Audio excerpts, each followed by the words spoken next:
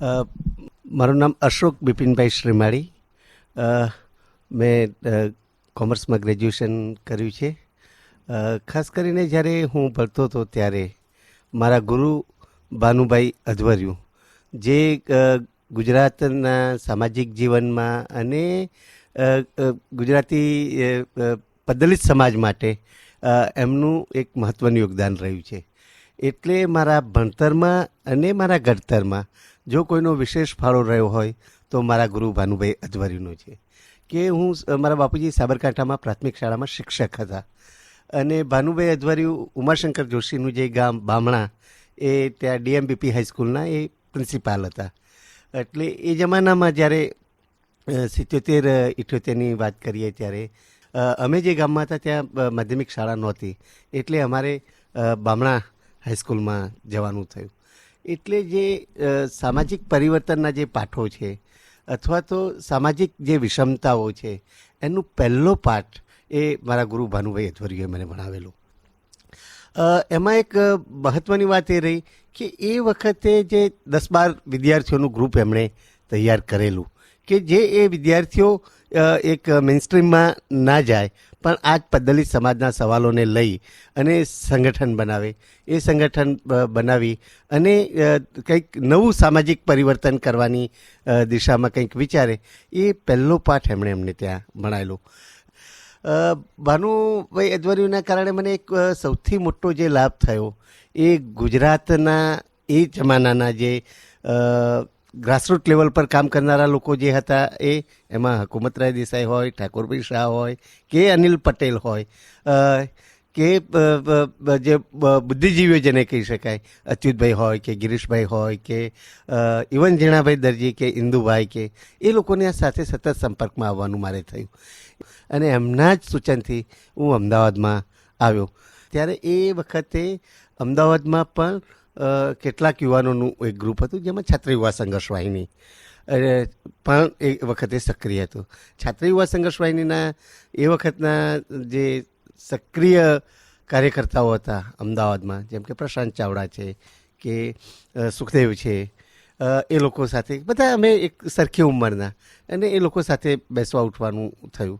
એની સાથે સાથે મનીષી જાનીને પણ એના પણ સંપર્કમાં હું આવ્યો અને એ ફર્સ્ટ યરથી જ અમદાવાદમાં કામ કરવાનું અમે લોકોએ શરૂ કર્યું. એ વખતે લગભગ 80 અને 81માં ગુજરાતમાં જે અનામત આંદોલન થયા અને એ અનામત આંદોલનોના કારણે જ્યાં જ્યાં જે પીડિતો હતા અથવા જે લોકોને અસર થઈ હતી એ બધા વિસ્તારોમાં જવાનું થયું. ત્યારે આ છાત્ર યુવા સંઘર્ષ વાહિનીના મિત્રો સાથે વધારે પરિચયમાં અમે લોકો આવ્યા અને એ જ અરસામાં આ નર્મદાના ડેમનો ઇસ્યુ, વિસ્થાપનનો ઇસ્યુ એ છાત્ર યુવા સંઘર્ષ વાહિનીએ પણ ઉપાડેલો અને પહેલી શિબિર મને વર્ષ એક્ઝેક્ટ યાદ નથી પણ ગરુડેશ્વરમાં અમે લોકોએ કરેલી, જેમાં ભાનુભાઈ અધવર્યુ પણ હતા, ઠાકોરભાઈ પણ હતા, અનિલભાઈને એ લોકો પણ હતા અને હું પણ એમાં હાજર હતો. 81 કે 81માં જ્યારે છાત્ર યુવા સંઘર્ષ વાહિનીના મિત્રોએ નર્મદામાં કામ શરૂ કરવું જોઈએ, કારણ કે પહેલાં છાત્ર યુવા સંઘર્ષ વાહિનીના મિત્રો બધા વડોદરાથી કામ કરતા હતા. એટલે ત્યાં ગરુડેશ્વર ખાતે છાત્ર યુવા સંઘર્ષ વાહિનીના મિત્રો, કારણ કે છાત્ર યુવા સંઘર્ષ વાહિની પણ વિચાર શિબિર દર વર્ષે અલગ અલગ વિસ્તારમાં વિચાર શિબિર યોજી ત્યાંના સ્થાનીય પ્રશ્નોને લઈ અને એક અન્ડરસ્ટેન્ડિંગ કેળવતી હતી. એ વખતે ત્યારે આ નર્મદાના વિસ્થાપિતોને લઈને, કારણ કે કેવડિયાની આજુબાજુના જે ગામો બધા વિસ્થાપન થવાના હતા અને કેટલાક ગામો વિસ્થાપિત થઈ ચૂક્યા હતા, એ વિસ્થાપિતોના સવાલોને લઈને 2 દિવસની એક વિચાર શિબિર ત્યાં રાખવામાં આવેલી અને એ વિચાર શિબિરમાં એની અંદર જે મુખ્ય ચર્ચા રહેલી એ વિસ્થાપનને લઈને થયેલી કે ભાઈ નર્મદા ડેમના કારણે જે વિસ્થાપન થઈ રહ્યું છે અથવા જે થવાનું છે એને લઈને આપણે શું કરવું જોઈએ. તો એ વખતે એવું નક્કી કરવામાં આવ્યું કે ભાઈ આપણે લોકસંપર્ક કરવા જોઈએ અથવા જે ગામોમાં આપણા સંપર્ક નથી ત્યાં સંપર્ક ઊભા કરવા જોઈએ અને ત્યાંના લોકોને આ ઇસ્યુ અંગેની સમજ કે ભાઈ જમીન સંપાદન શું છે અથવા તો આ વિસ્થાપનના કયા પ્રકારના સવાલો છે, તમારા અધિકારો શું છે, બેઝિકલી એ લોકોને એમના અધિકારોની જણાવવા અંગેની આખી જે વાત હતી. અને પછીથી એ બધા જે ગામો જે ગુજરાત સાઈડના જે નર્મદામાં વિસ્થાપિત થનારા ગામો હતા એ બધા ગામોમાં લોકસંપર્ક કરવામાં આવેલો. અને પછીથી તો પછી અનિલને લોકોએ માંગરોળમાં રહેવાનું વાહિનીના મિત્રોએ નક્કી કર્યું અને એ લોકો વધારે ત્યાં સક્રિય થયા. પણ શરૂઆતમાં જે થયું કે ભાઈ આ ઇસ્યુને લઈને કામ કરવું જોઈએ, આ ઇસ્યુ પર આપણે એક વિચાર મંથન કરવું જોઈએ અને એમાં એ આગળ શરૂ થયેલા. એ વખતના કેટલાક જે નર્મદાનું આક્રંદ એવા કેટલાક લેખો ભાનુભાઈ અધવરીએ એમની કોલમમાં દુનિયા જૈસી હમને દેખી એ વખતે જનસત્તામાં એમની જે કોલમ ચાલતી હતી એ કોલમમાં લખ્યા છે. એટલે એમાંથી પણ કેટલીક વિગતો આપણને મળી શકશે કે વિચાર શિબિર થઈ એની પણ એમને લેખ કરેલો અને પછી જે દરેક અલગ અલગ ગામના જે અલગ અલગ પ્રકારના સવાલો હતા એને લઈને પણ કરેલા. એટલે નર્મદાનું આક્રંદ કરીને એક આખી લેખની સિરીઝ એમણે ચલાવેલી એ જનસત્તામાં પબ્લિશ થયેલી. અને ત્યારે જે નર્મદાના જે ગુજરાત સાઈડના જે ગામો જે છે ખાસ કરીને કેવડિયાની આજુબાજુના વિસ્તારના એ બધા ગામોનો એક સઘન અભ્યાસ એટલે ખાસ કરીને ડેટા કલેક્શનનું કે કેટલા આદિવાસી કુટુંબો છે, કેટલા લોકોને અસર થાય છે, કેટલી જમીન જાય છે, શું જાય. એ વખતે આટલી અન્ડરસ્ટેન્ડિંગ પણ સમજ પણ નહોતી. પણ એક ખાસ કરીને કારણ કે મારા ગુરુની સાથે જ હું ફરતો હતો એટલે એક લૈયા તરીકેનું કામ એમની સાથે રહી અને મેં કરેલું એટલે એના કારણે મારી આખી એક સમજ ઊભી થઈ. એટલે મારા વ્યક્તિગત ઘડતરમાં અને ઇવન ગુજરાતના સમાજ જીવનમાં મારે આજે હું જે કંઈ છું એનું મૂળ મારા ગુરુજી. મારી જન્મ તારીખ છે તે 15/9/1962 છે. મૂળ અમે મહેસાણાના વડનગર પાસે અમારું ગામ કઈપુર, પણ વર્ષોથી અમે લોકો સાબરકાંઠામાં જ રહેલા.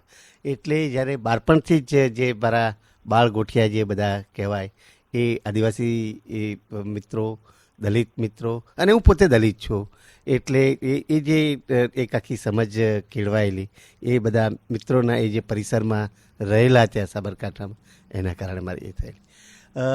બીજું એક ખાસ જે મહત્ત્વની મારે વાત કરવી છે કે નર્મદાના પહેલાં પણ જ્યારે અમે લોકો ભણતા હતા ત્યારે 77માં ભૂમિ આંદોલન સાબરકાંઠામાં એક બહુ મોટું ભૂમિ આંદોલન થયેલું.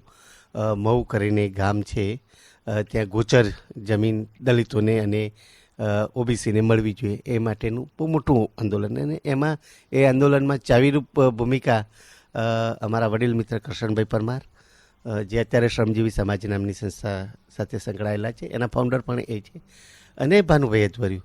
તો અમે લોકો પણ એ આંદોલન સાથે જોડાઈ ગયેલા અને ત્યાંથી જ અમારું આંદોલન સાથેનો જે નાતો છે એ બાળપણ એટલે શાળા જીવનથી જ આંદોલન સાથેનો નાતો એ શરૂ થઈ ગયેલો અમારો.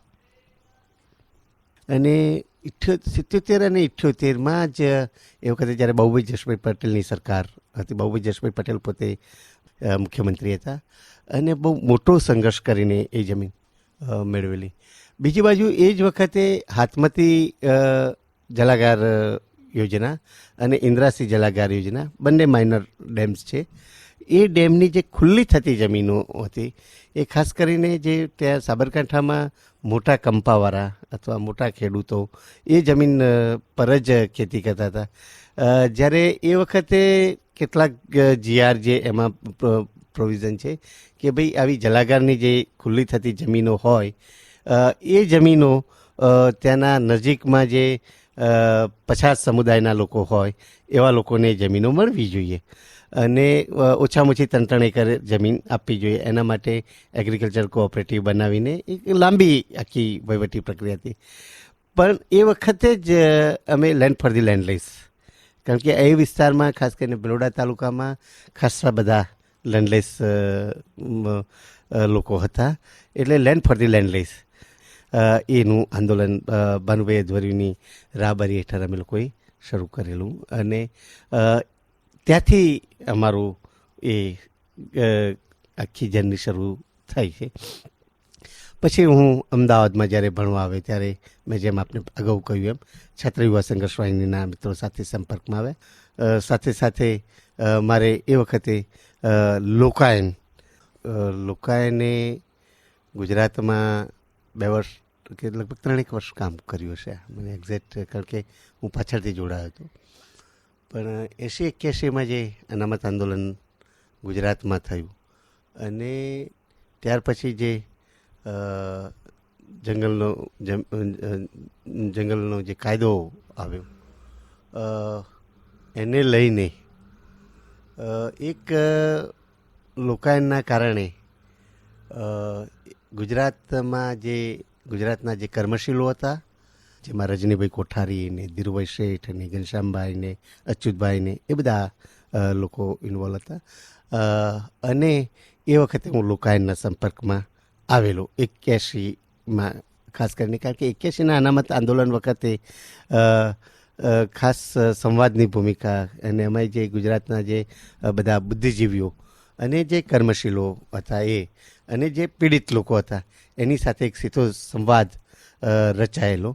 અને ત્યાર પછી તો ગુજરાતની જે ગ્રાસરૂટ લેવલે કામ કરનારી જે બધી સંસ્થાઓ છે, નાના નાના યુવક મંડળો હોય કે નાની નાની જે સંસ્થાઓ અથવા તો જે મોટી સંસ્થાઓ છે એ લોકોને સાથે એક સંવાદ કરવાનો કે એક સંવાદ ઊભો કરવાનો એ શરૂ થયેલો. અને એ પ્રક્રિયાના ભાગરૂપે ખાસ કરીને લોકાયને શરૂ કરેલું. લોકાયને એ રીતે શરૂ કરેલું કે એક જે પોલિસી મેકર્સ છે અથવા તો જે એકેડેમિશિયન છે કે મીડિયાવાળા જે લોકો છે એ અને એકદમ જે સ્થાનીય સ્તર પર કામ કરનારા લોકો છે એ લોકો સાથે સીધો એક ડાયલોગ થાય અને ડાયલોગમાંથી એક નવું પરિવર્તન આખું ઊભું થાય એ માટેનું એ કરેલું. અને એમાં એ પ્રક્રિયામાં શરૂઆતથી જ હું ઇન્વોલ્વ રહેલો. અને ત્યારે ગુજરાતના ઘણા બધા ગ્રુપો એક સાથે એક મંચ પર આવેલા. અને ત્યારથી પછી 81ના અનામત આંદોલન પૂરા થયા અને 82માં સેતુની સ્થાપના થઈ. ત્યારથી જ હું સેતુ સાથે જોડાયેલો. એ વખતે જ લોકાયન પ્રોજેક્ટ પૂરો થયેલો અને સેતુનું કામ શરૂ થયેલું. સેતુની જેના સ્થાપક કહેવાય, જેના ફાઉન્ડર ટ્રસ્ટી જેને અમે કહીએ, એમાં ભાનુભાઈ અધવરિયું, પ્રોફેસર રજની કોઠારી, પ્રોફેસર ડીએલ શેઠ, પ્રોફેસર ઘનશ્યામ શાહ, અચ્યુતભાઈ યાજ્ઞિક અને હર્ષદભાઈ, એટલા લોકોએ સેતુની એ વખતે સ્થાપના કરેલી. અને સેતુની સ્થાપના પછી, કારણ કે ડિસેમ્બરમાં સેતુની સ્થાપના થઈ અને માર્ચ કે એપ્રિલમાં હું સેતુમાં જોડાયો. એટલે સેતુની સ્થાપના પાછળનો મુખ્ય ઉદ્દેશ સેતુ એ માને છે આજે પણ કે પદ્દલિત સમાજમાંથી એક નવું નેતૃત્વ ઊભું થાય. એ જ નેતૃત્વ અને એમના જ પોતિકા સંગઠનો એમના અધિકારો માટે લોકાંદોલન કરે.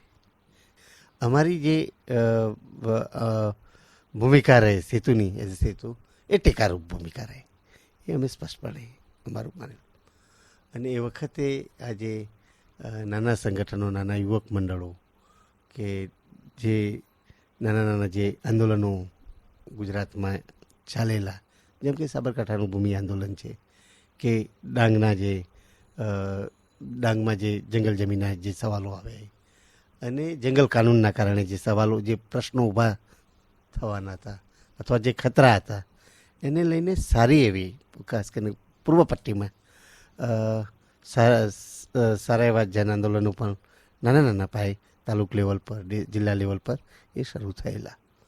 અને એની ખાસી ભૂમિકા ગુજરાતના સામાજિક આંદોલનમાં એક ખાસી અગ્ર ભૂમિકા રહી છે.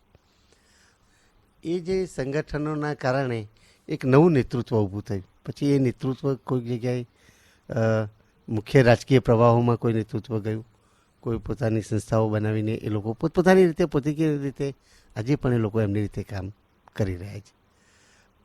એટલે 1982માં જ્યારે સેતુ શરૂ કર્યું ત્યારે બહુ ઓછા લોકો અમે હતા, હું ને અચ્યુતભાઈ અને બીજા હર્ષદ દેસાઈ. એ વખતે મને સૌથી જે મોટો ફાયદો જે થયો કે ઘણા જે અગ્રગણ્ય બુદ્ધિજીવીઓ દેશના અને ગુજરાતના એમની સાથે સંપર્કમાં આવવાનું થયું અને કર્મશીલો સાથે પણ સંપર્કમાં આવવાનું થયું.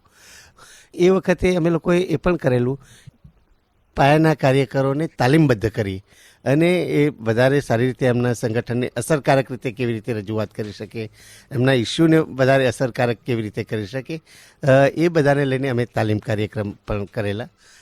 81 કે 82માં ફોરેસ્ટ બિલ પણ નવું ફોરેસ્ટ બિલ એ વખતે આવેલું. એ ફોરેસ્ટ બિલને લઈને ગુજરાતની ખાસ પૂર્વ પટ્ટીના વિસ્તારમાં પણ એક જન આંદોલન જેવું શરૂ કરેલું. એમાં દક્ષિણ ગુજરાતમાં વેડછીમાં અશોકભાઈ ચૌધરી, પંચમહાલમાં ભલાભાઈ રાવલને એ લોકો, સાબરકાંઠામાં કરશનભાઈને એ લોકો, અને અહીંયા અમદાવાદ ખાતે અમારી સેતુ સંસ્થાએ એમાં સક્રિય ભૂમિકા એ કરેલી. એ છે કે અમારું 83-84 સુધી એ ચાલ્યું એ કામ. સાથે સાથે અમે સાબરકાંઠામાં એ વખતે મહિલાઓની ઘટક, શ્રમજીવી સમાજ અમારો ખરો, પણ એમાં એક મહિલાઓનું ઘટક હોય અને મહિલાઓ વધારે પોતાના પ્રશ્નોને લઈને કરી શકે, એ પણ અમે એ વખતે પ્રયત્ન કરેલો. અને એ વખતે જ એ દિવસોમાં જ મેધાબેન અમારી સાથે જોડાયેલા સેતુમાં, કારણ કે 83માં એ 83 કે 84માં સેતુમાં એ જોડાય. મને એક્ઝેક્ટ યર યાદ નથી, પણ મને લાગે 84માં જ જોઈન થયા. અને હું અને મેધાબેન સાથે અમે એ લોકોએ સાબરકાંઠામાં કામ શરૂ કરેલું. મને ખ્યાલ છે ત્યાં સુધી 85 કે 86માં જ્યારે લોકાયનની ગુજરાતમાં બેઠક હતી ત્યારે વસુધા દાગંબરજી અહીંયા આવેલા, અને ત્યારે નર્મદાના ઇસ્યુ પર વાત ચર્ચા થયેલી કે ભાઈ આ નર્મદાના ખાસ કરીને જે મહારાષ્ટ્રમાં જે લોકો જે છે એના ઇસ્યુ પર આપણે કંઈક કરવું જોઈએ. આઈ મીન વાઇલ લોકાયને પણ પોતાના એમાં ડિસ્પ્લેસમેન્ટ અને બિગ ડેમ્સને એના સવાલો પર, વિસ્થાપનના સવાલો પર એક એમનું પણ એક અન્ડરસ્ટેન્ડિંગ બની હતી. કારણ કે જે પ્રકારના ડાયલોગ અહીંયા ગુજરાતમાં અને બીજા રાજ્યોમાં જે થયેલા, એમાં એ વખતે આ વિસ્થાપનનો એક મોટો સવાલ બીજા રાજ્યોમાં, ઉડીસા હોય કે ઇવન એ વખતે જો ઝારખંડ નહોતું પણ બિહાર હતું, તો બિહારમાં પણ એ વખતે સવાલો આવેલા, અને ગુજરાતમાં તો નર્મદાના સવાલો હતા જ. એટલે એ સવાલોને લઈને કે આપણે મહારાષ્ટ્રમાં પણ કંઈ શું કરવું જોઈએ. સેતુ શરૂ થયા પછી પણ લોકાયને જે સંવાદની પ્રક્રિયા હતી, સ્ટેટ લેવલ પર એ લોકો સંવાદ કરતા હતા સ્ટેટના સવાલોને લઈને. એટલે જે માઇક્રો લેવલના ઇસ્યુ છે એને મેક્રો લેવલ પર કઈ રીતે લઈ જઈ શકાય. તો એ સંદર્ભમાં 86માં મને લાગે છે 1986માં વસુધાજી, કારણ કે એ આવેલા એ લોકાયનના સંવાદના કાર્યક્રમમાં આવેલા અહીંયા, અને અહીંયા ગાંધી આશ્રમ પાસે જ એક વર્કશોપ રાખવામાં આવી હતી, પરિસંવાદ જેવું રાખ્યું હતું. અને પરિસંવાદમાં જે બધા આદિવાસી સમુદાયના જે પ્રશ્નો છે કે આદિવાસી સમુદાય માટેની જે ચેલેન્જીસ છે એ ચેલેન્જીસ પર ચર્ચા હતી. અને એ વખતે આ જંગલ જમીનના સવાલ અથવા જે નવો જંગલ કાનૂન આવી રહ્યો હતો એના કારણે જે ચેલેન્જીસ ઊભી થવાની છે એના સંદર્ભમાં વસુધાજીએ વાત કરેલી. કારણ કે વસુધાજીનું બેકગ્રાઉન્ડ લોનું છે, અને એના કારણે એમને બહુ વિસ્તૃત આખા ઇસ્યુની છણાવટ એ વખતે કરેલી એ સમાજ શિબિરમાં 86માં. કારણ કે અમે લોકાયન તરીકે સેતુ એના ભાગરૂપે અમે લોકો હતા જ, અને એ વખતે કારણ કે અમને પેલો ગુજરાતમાં પણ કામ કરવાનો એક અનુભવ હતો અને વસુધાજીએ કહ્યું કે ભાઈ નહીં, આ મહારાષ્ટ્રમાં ખાસ કરીને આ જે આખો વિસ્તાર જે ખાનદેશવાળો જે વિસ્તાર એને દુલિયા જિલ્લાનો એ આમ ગુજરાત આમ મહારાષ્ટ્રથી થોડો પ્રમાણમાં ઓછા સંપર્કમાં છે અને ગુજરાતના વધારે સંપર્કમાં છે ડિસ્ટન્સ પ્રમાણે પણ. તો વસુધાજીએ સૂચન કરેલું કે તમારે કંઈક ત્યાં કરવું જોઈએ. એટલે અમે એ લોકોએ વસુધાજીની એ જે વાત હતી એ વાતને સ્વીકારી અને અમને પેલો ભૂતકાળમાં નર્મદાના જે ગુજરાત સાઈડના ગામોનો જે અનુભવ હતો, કારણ કે એ વખતે પેલું વડગામની રેલીનો વડગામમાં પણ બહુ મોટી એ વખતે રેલી થયેલી કેવડિયા કોલોનીમાં. એ થઈ હશે લગભગ 84માં કે એમાં બહુ મોટી રેલી થયેલી એ વખતે. અને કારણ કે ફાધર જોસેફને લોકોએ ઓર્ગેનાઇઝ કરેલી અને અમે પેલું લોકાયનના કારણે ફાધર જોસેફના સંપર્કમાં હતા. જે અમારી જે વિચાર શિબિરો અથવા જે સંવાદ શિબિરો, ડાયલોગ શિબિરો જે થતી હતી એ શિબિરોમાં ફાધર જોસેફ પણ એમાં એક્ટિવલી ઇન્વોલ્વ હતા. એટલે એના કારણે અમે કહ્યું સારું, તો મહારાષ્ટ્રમાં એ જો કરવાનું કશું થતું હશે તો અમે જઈશું. મને લાગે છે એ જ વખતે અમે નર્મદામાં જવાનું નક્કી કરેલું એ 1986માં. એટલે પેલો મારે પહેલાં ગુજરાતમાં જ્યારે હું છાત્ર સંઘર્ષ વાહિનીમાં હતો અને નર્મદામાં કામ કરવાનો એક અનુભવ પણ હતો અનિલને એ લોકોની સાથે. એટલે અમે લોકોએ નર્મદામાં ત્યાં જવાનું એ કરેલું.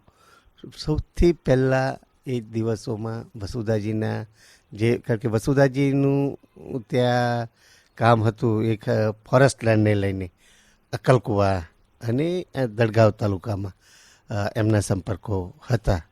ત્યાંની જે આશ્રમ શાળાઓ હતી એ આશ્રમ શાળાઓના સંચાલકો સાથે આશ્રમ શાળામાં 2 વ્યક્તિઓ હતા, એક દિનકર ગુરુજી કરી અને એક માધવભાઈ કરીને. એ બંને જણાની સાથે એમના સંપર્કો હતા. એટલે મને વસુધાજીએ પહેલી ચિઠ્ઠી એ વખતે લખી આપેલી કે આ લોકોને જેની તમે મળશો તો તમને એ કરશે. એટલે પહેલી પદયાત્રા જેને કહેવાય, કારણ કે ગામડા મને ગુજરાતના જે ગામો હતા એનો કારણ કે અનુભવ હતો પણ મહારાષ્ટ્રના ગામડાઓનો અનુભવ નહોતો.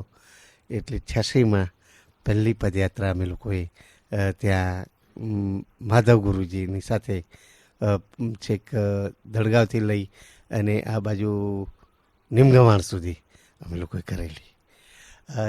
પછી મેધાબેન એમાં ઇન્વોલ્વ થયેલા, કારણ કે પેલું મરાઠી ભાષા જાણનારું તો કોઈ જોઈએ.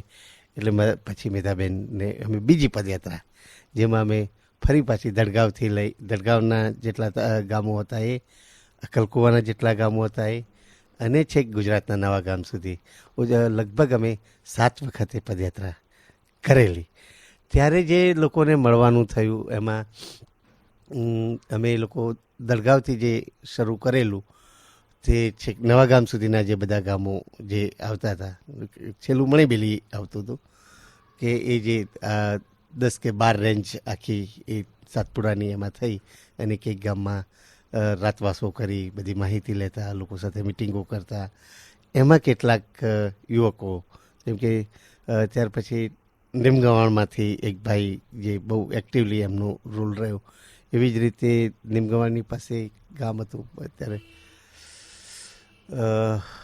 ત્યાંના એક ભાઈ, ત્યાં પણ પેલા પાવરી અને બિલારીનો તો પાછો સવાલ હતો જ. એટલે કેટલાક પાવરા આગેવાન, કેટલાક બિલોમાંથી આગેવાન, એ રીતે આખું એ થયું. પછી છે તે ત્યાં અમે એવું નક્કી કર્યું કે ભાઈ આ અમદાવાદથી આખું કરવું આપણા માટે અશક્ય છે. એટલે દડગાંવમાં અમે કાર્યાલય પણ શરૂ કર્યું અને એ જે કાર્યાલય એ સેતુનું જ કાર્યાલય તરીકે દડગાંવમાં કરેલું. અને એક ત્યાં જે આશ્રમ શાળા હતી દડગાંવમાં, જ્યાં દિનકર ગુરુજી, એની પાસે જ અમને એ જગ્યા પણ એ લોકોએ આપેલી. ત્યાંથી અમે શરૂ કર્યું. ત્યાર પછી જે તબક્કાવાર જે એમાં થયું કે એમાં ત્યાં એક કાર્યકર્તા તરીકે જ્ઞાનેશ્વર પાટીલ કરીને એક રાયગઢ મુંબઈ પાસે પનવેલનો યુવક, તો એ જોડાયો ત્યાં અને પછી એને ફૂલ ટાઈમ ત્યાં કામ કરવાનું શરૂ કર્યું. અને ત્યાર પછી તો રોહિત કરીને અમારો સાથી કાર્યકર્તા એ પણ જોડાયો. અને ધીમે ધીમે તબક્કાવાર જે અમે એને આંદોલનનું સ્વરૂપ પણ આપ્યું, સાથે સાથે ત્યાં સ્થાનીય સ્તરનો ટેકો મળી રહે, ત્યાંના સ્થાનિક લોકોનો, બીજા જે ત્યાંના દુલિયાના સ્થાનિક આગેવાનો જે છે, જે ઘણા લોકો એમાંથી સમાજવાદી આંદોલન સાથે પણ જોડાયેલા હતા, એવા લોકોનો પણ અમે સંપર્ક કર્યો અને ધીમે ધીમે આખી મુવમેન્ટ અમે આગળ લઈ ગયા. પણ જે આખી જે પ્રક્રિયા રહી એમાં જે સ્થાનીય કક્ષાનું એક નેતૃત્વ ઊભું થાય, એમાં એક મહત્ત્વની જે વાત બની એ કે મુલગી કરીને એક ગામ જે છે અકરાણી તાલુકાનું મુલગી, એ મુલગીમાં હોળીનો લગભગ 5 થી 6 દિવસનો બહુ મોટો મેળો એ વિસ્તારમાં 6 દિવસ સુધીનો મેળો ભરાય છે. અને એ મેળામાંથી જ અમે કે લોકોને વધારે સંગઠિત કરી શકાય, આપણો જે સંદેશો છે વધારે સારી રીતે મૂકી શકાય, એટલે એ મેળાની અંદર પ્રચાર અને પ્રસારનું બહુ મોટા પાયે કામ અમે શરૂ કરેલું. અને એ આખી જે અમારી જે પદયાત્રાઓ વખતે જે સંપર્કો ઊભા થયેલા અને ગામે ગામ જે અમારા કોન્ટેક્ટ એસ્ટાબ્લિશ જે થઈ ગયા હતા, એના કારણે મેળામાં જે વાત કરવાની, પ્રચાર પ્રસાર કરવાની, એને એક મોટું બળ મળ્યું. બીજી બાજુ અમે પેરેલલ ડિસ્ટ્રિક્ટ લેવલ પર નર્મદાના ઇસ્યુને લઈને દુલિયા જિલ્લાની એક પરિષદ જેવું બનાવ્યું. કારણ કે પેલી સરકારી ઓફિસોમાં માહિતી લેવા જવું, ત્યાં કોન્ટેક્ટ કરવા, ત્યાં લોકલ મીડિયાને કોન્ટેક્ટ કરવા, એ દુલિયામાં એ શરૂ થયેલું. અને એ વખતે દુલિયામાં અમને એક ચાર્ટર્ડ એકાઉન્ટન્ટ પીડી દલાલ સાહેબ, પછી એક દશરથ તાત્યા, પછી એડવોકેટ અરુણ ગુજરાતી, એ બધાના અમે સંપર્કમાં આવેલા. એ વખતે જ વારુ સોનાવણે સાથે પણ, કારણ કે વારુ અને કુમારે પણ શરૂમાં જ્યારે આ બધા વિસ્તારમાં એ લોકોએ પણ થોડું કામ કરેલું અને એ લોકોના સંપર્ક પણ હતા, એટલે કુમાર અને વારુના સંપર્કમાં પણ અમે લોકો આવ્યા. ખાસા વૈચારિક મતભેદો હતા અમારે, પણ એ વૈચારિક મતભેદો હોવા છતાં પણ એ લોકોએ આ મોટા કોઝ માટે અમને સારો ટેકો કરેલો. પછી છે તે આખું, કારણ કે આ માત્ર દડગાંવ અને અકલકુવા પૂરતું જ આંદોલન ના રહે અને કે ધુલિયા પૂરતું જ ના રહે, પણ આખું મહારાષ્ટ્ર વ્યાપી થાય અને મહારાષ્ટ્રના બીજા પણ વિસ્તારોમાં આની કે ભાઈ આ પણ એક સવાલ છે. એટલે એ વખતે મહારાષ્ટ્ર ટાઈમ્સને જે મહારાષ્ટ્ર ટાઈમ્સના એક એડિટરે એડિટોરિયલ કર્યો અને એની મહારાષ્ટ્ર ટાઈમ્સની બધી જ એડિશનમાં એ એડિટોરિયલ આવ્યો અને એના કારણે એક આખી વાત જે છે મહારાષ્ટ્રમાં એ પ્રસરી. એમાં જે મુંબઈમાં જે લોકો સમાજવાદી આંદોલન સાથે અથવા સમાજવાદી મિત્રો જે હતા, જેમ કે માધવ સાઠે છે, કે વિજયાબેન ચૌહાણ છે, કે મૃણાલ ગોરે છે, એ લોકોએ ખાસો ટેકો કરેલો. અને મહારાષ્ટ્રનું એ વખતે ઓગસ્ટમાં કે સપ્ટેમ્બરમાં બહુ મોટું મુંબઈ ખાતે પહેલું આની નર્મદા ધરણગ્રસ્ત પરિષદ ના નામે અમે લોકોએ એ કરેલું. એટલે એ આખી જે પ્રક્રિયા જે થઈ એમાં ગામડાથી લઈ અને તાલુક લેવલથી લઈને જિલ્લા લેવલ પર, જિલ્લા લેવલથી સ્ટેટ લેવલ પર, એ આખી પ્રક્રિયામાં અમારું મુખ્ય જે એઝ અ સેતુ અને એઝ અ ઇન્ડિવિજ્યુઅલ લેવલ કે અમે લોકો જે સાથે બધાને રાખી અને જે આખા ઇસ્યુને લઈ અને છેક સુધી એક સ્ટેટ લેવલ પર એ થાય, એ કરવાનો અમારો પ્રયત્ન રહ્યો. પછી જે નર્મદાના સવાલોને લઈને અને વિસ્થાપનના સવાલોને લઈને આનંદવનમાં એક મોટી મિટિંગ થઈ હતી. આનંદવનમાં આખા દેશમાંથી જ્યાં જ્યાં પણ આ પ્રકારના મોટા ડેમોનો જે સવાલ હતો એના માટેની એ મિટિંગ થયેલી. એટલે આખી આ જે લડત જે થઈ અથવા તો જે સ્થાનીય લેવલથી લઈને સ્ટેટ લેવલથી લઈને નેશનલ લેવલ પર અને નેશનલ લેવલથી પછી જે આંતરરાષ્ટ્રીય લેવલ પર જે આખી લડત થઈ છે એ લડતમાં ઘણા બધા લોકોએ અલગ અલગ રીતે એમાં એમનો ફાળો રહ્યો છે. એમાં જે અમારું શરૂઆતમાં, કારણ કે અમે આજે એટલું ચોક્કસ કહી શકીએ કે નર્મદાના પાયામાં સેતુ છે. એને સેતુએ એના પોતાના resources, human resources, financial resources બધું જ એ વખતે એક જ મુદ્દાનો કાર્યક્રમ લઈને અમે લોકો આગળ એમાં નર્મદામાં બધા જ ત્યાં જ ખૂબ્યા રહેતા. પણ પાછળથી જે આખી આ એક વૈચારિક મતભેદ જે ઊભો થયો એ વૈચારિક મતભેદના કારણે અમે લોકો એમાંથી નીકળી ગયા. એ જ્યારે નીકળવાનું પણ જ્યારે થયું અમારે ત્યારે પણ ઘણી લાંબી ચર્ચાને અંતે અમે લોકોએ, કારણ કે અમને બહુ મોટું દુઃખ હતું, કારણ કે એક ગામમાં એક સંપર્કો, એક ત્યાંની એક ગામના લોકો અમને ઓળખે, એક ગામમાં અમારું કામ હતું. પણ આજે આખી પ્રક્રિયા થઈ એમાં અમને નીકળવું પડે. આજે વડગામના કાર્યક્રમ, તમે કીધું મોટી રેલી થઈ, તમે હતા, કઈ યાદ હોય? શું હતું? છાપામાં બી હોય, એટલે શું પ્રક્રિયા ચાલી એની આગળ? વડગામની જે રેલી થઈ એ વખતે જે બે સવાલો જે આવ્યા હતા.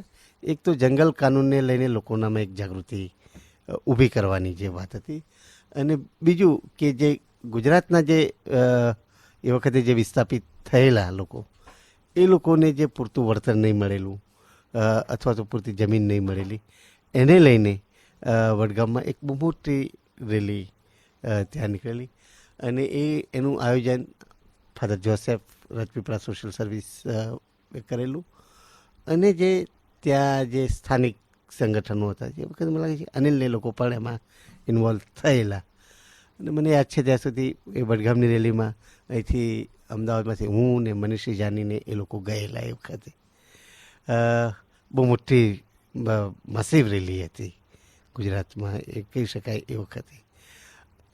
અને લોકોએ એ નર્મદાના મુદ્દાને લઈ અને જંગલ કાનૂનના મુદ્દાને લઈને બહુ ધારદાર રીતે રજૂઆતો કરેલી. મને લાગે છે એ વખતે થોડુંક લાઠીચાર્જને એવું પણ પોલીસે કરેલું એવું મને યાદ છે. પણ એને વડગામની રેલી તરીકે જમી. આજે પણ મારા સ્મરણમાં વડગામની રેલી છે કે એ વખતે અમે જે સાબરકાંઠામાં જે અમારું જન આંદોલન, ભૂમિ આંદોલન જે થયેલું, અને એમાં જે એટલી જનમેદની હતી એના કરતાં 10 ગણી વધારે જનમેદની જેને કહેવાય. હજારોની સંખ્યામાં આદિવાસીઓ બધા લોકો આવી ગયેલા અને બહુ મોટી રેલી થયેલી. લગભગ 2.5 થી 3 કિલોમીટર સુધીની લાંબી રેલી એ લોકોથી એ ઉભરાતી હતી. એક તો કેવડિયા કોલોનીમાં જે લોકોનું વિસ્થાપન થયેલું એવા લોકો પણ એમાં હતા, અને જે લોકોનું વિસ્થાપન થવાનું હતું એવા લોકો પણ હતા. એટલે એ વિસ્તારની આખી રેલી હતી અને આખા તાલુકા લેવલની રેલી હતી. પણ એ રેલીમાં સૌથી વધારે મહત્ત્વનું શું થયું કે માત્ર સ્થાનિક લોકો હતા એટલું જ નહીં, પણ ગુજરાતની બીજી સંસ્થાઓના લોકો પણ, મિશનરીઝ પણ ખરા એમાં, કારણ કે ફાધર જોસેફના કારણે, અને જે લોકો ગ્રાસરૂટ લેવલ પર કામ કરનારા લોકો હતા એ લોકો બધા ઇન્વોલ્વ હતા.